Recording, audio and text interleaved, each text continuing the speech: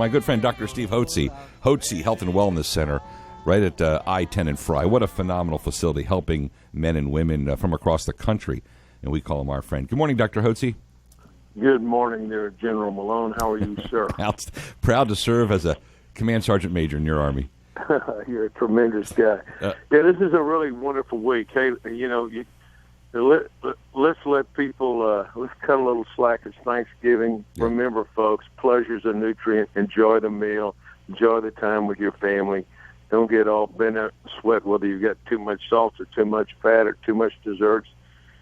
Be moderate in what you do, but enjoy it because it's a great time of year. And what better time? It's really my favorite holiday, and the reason is and I love Christmas, of course, but Thanksgiving's a 4-day holiday. You know, you get Thanksgiving, you recuperate on Friday. Christmas can fall on any day of the week.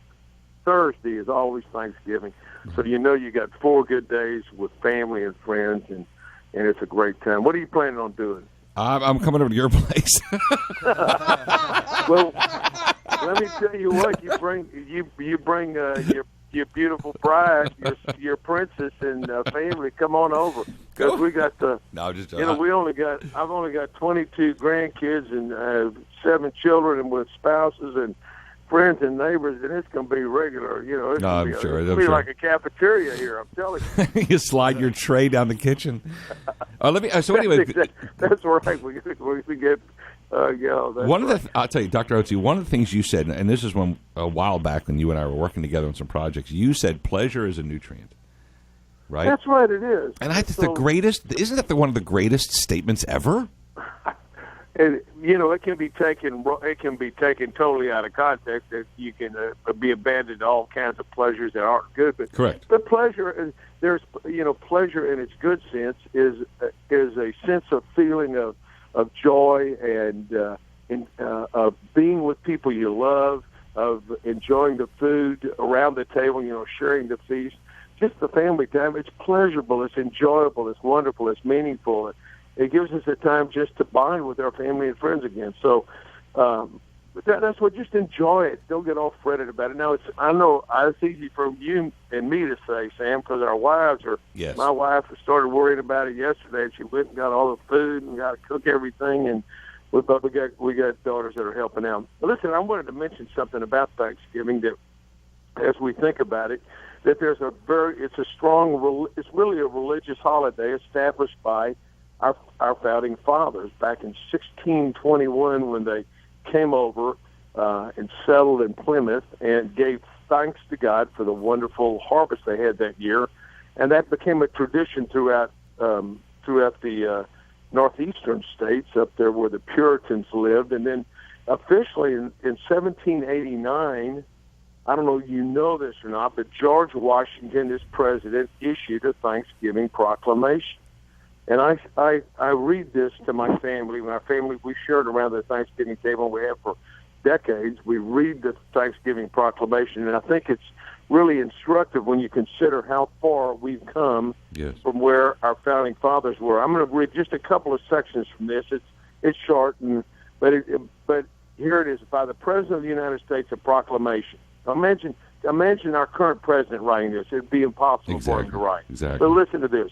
Whereas it is the duty of all nations to acknowledge the providence of God, to obey His will, and to be grateful for His benefits, and to humbly implore His protection and favor. And both houses of Congress have requested me to recommend to the people a day of public thanksgiving and prayer to observe by acknowledging with grateful hearts the many and signal favors of Almighty God, especially by affording them an opportunity to peaceably establish a form of government for their safety and happiness. Can you imagine that? It's beautiful. 200 years plus in that pen went that pen went to paper, so to speak. That quote went to paper. That was the faith of our founding father, his strong biblical Christian faith. Amen. He had that strong faith, and that's what imbued in our founding fathers, and that's what they established our country on. And so I always recommend it. And you can go to our website, hotzehwc.com. When I get off the phone, I'm going to call up Stacy and have her make sure that the proclamation is on the website so you could download it. and read it to your family. It's 3 paragraphs. So this is what, in one more sentence in closing, he says, we also should unite in most humbly offering our prayers and supplications to the great Lord and ruler of the nations, and beseech him to pardon our transgressions. So there's a portion of this. We thank God. We ask his forgiveness for national sins and ask him to restore our land. And that goes back to 2 Chronicles 7:14. If my people who are called by my name will humble themselves and turn from their wicked ways, then I will restore their land. So we're in a big fight in our culture right now, and there are those people that will celebrate Thanksgiving and never think of God and never think of its many and manifold blessings. But let me just encourage each one of you, as you're grateful, be grateful to God first and foremost because he gave us life, and then be grateful and thankful to all the friends and family that gave you the opportunity to be where you are. And there's something about a heart of gratefulness that gives you, it makes life real. When you thank people, there's a good feeling and a pleasurable feeling in that. So if you want to have pleasure, be thankful this Thanksgiving. And you know what? There's nothing better with all the stress, all the agita, putting together the meal, just taking a minute or two, holding hands, closing your eyes, in prayer, bringing down the blood pressure, bringing down the stress level, and thank the Almighty for all that we have, all the bounty, and just take that moment, and it gives you a little breather, and it feels good inside and out. And if there's anything else that's bothering you, then get to Dr. Hotze. Well, listen, Sam, I want to thank you for giving me the opportunity to work with you and to be on your great program. And I want to thank you for the stands that you've taken in our city and across the nation on key issues, particularly the family issues, the social issues. And I really am grateful for your voice and for your courage. Glad. It makes people mad, but I know we're doing the right thing when certain people get mad.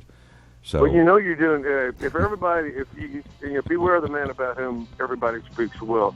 If you have a position, if you take strong position, you're going to have your detractors and you're going to have your supporters, and you got plenty of those. Thank you, sir. Thank you. You have listened. God bless you. A blessed Thanksgiving to you and the family. Hotze Health and Wellness. God bless you guys and all the listeners. Thank you, Dr. Hotze. Hotze Health and Wellness. Visit their website and just Google it. Hotze if you're in your car. Hotze. Dr. Steve Hotze, Hotze Health and Wellness, I-10 Fry Road. Wrapping up hour 1.